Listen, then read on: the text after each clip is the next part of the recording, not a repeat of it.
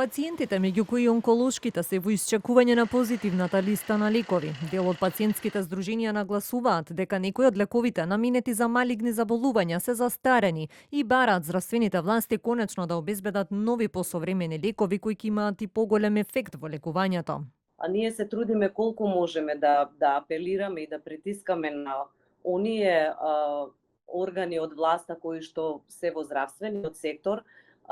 Меѓутоа гледаме, се радуваме на тоа дека гледаме некоја промена, барем еден чекор во однос на тоа дека гледаме дека ќе се возобнови позитивната листа на лекови, која што за жал за некои лекови не е обновена повеќе од 17 години.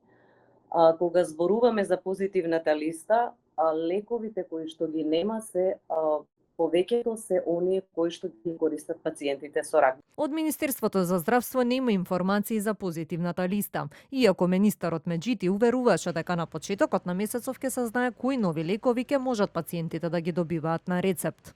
Првите лекови во октомври ќе може да ги очекуваме. Точно така.